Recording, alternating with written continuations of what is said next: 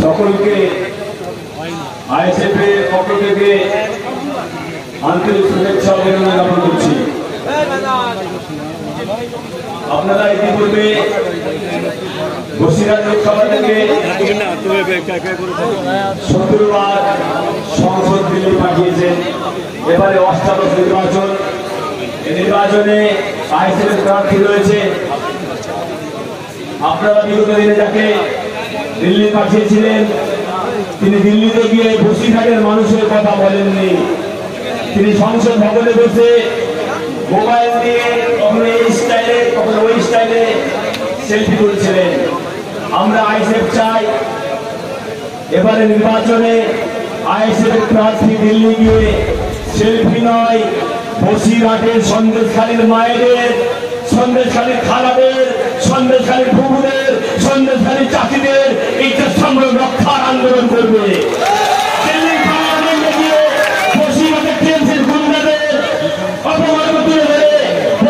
শান্তি প্রতিষ্ঠা করবে এরকম সংসদ আক্তার ভাইকে দিল্লি পাঠাবে। একটাই ঘটনা করতে হচ্ছেন কিনা আপনারা বলুন, শপথ নিচ্ছেন কিনা? শপথ নেন আগামী দিন আপনাকে আইএসএফের খাম চিহ্নে ভোট দিয়ে বসিরহাটের সার্বিক উন্নয়নের স্বার্থে টিএমসি নামক কীটনাশককে উৎখাত করে বঙ্গোপসাগরে নিক্ষেপ করতে হবে এবং খাম চিহ্নে ভোট দিয়ে টিএমসির হাত পাবে দেবাংশু, হাত পাবে রাজন্যা, আর রাজ্যের মুখ্যমন্ত্রী পাগলি মমতা বন্দ্যোপাধ্যায়কে তিনি বলছেন রামায়ণ থাকবে, মহাভারত থাকবে, আমার কর্মকাণ্ড থাকবে, কোরআন নাকি খতম হয়ে যাবে।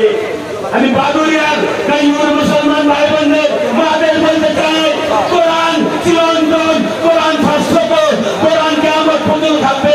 মমতা তুমি খতম হয়ে যাবে, তুমি নিশ্চিহ্ন হয়ে যাবে, কোরআন খতম হবে না। এই কোরআন রক্ষার আন্দোলন আইএসএফ করছে। আজকে আপনাদের কাছে ধর্ম কিনে মমতা বন্দ্যোপাধ্যায় নাটক শুরু করেছে, এই নাটক বন্ধ করতে হবে। আজকে রাজ্যের ওবি সার্টিফিকেট হাইকোর্ট বাদ দিয়ে দিচ্ছে, রাজ্যে অশান্তির শেষ নেই। এই সমস্ত অপকর্মকে রুখতে আগামী দিনে আইএসএফের সাথে তাদের কাজ দিয়ে হাতে হাত আইএসএফ আন্দোলনকে বাংলার প্রতিটা গ্রামে গঞ্জে পৌঁছে দিতে হবে।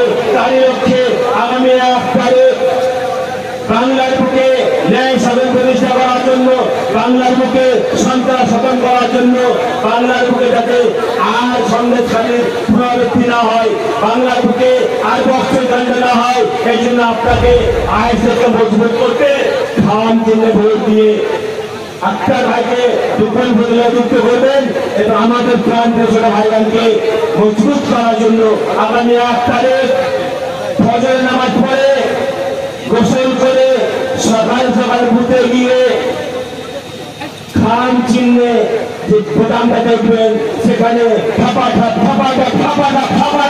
শুধু খাম খাম, এই কাজটা আপনাদের করতে হবে। এই বলে আমার কথা শেষ করছি। আইএসএফ জিন্দাবাদ।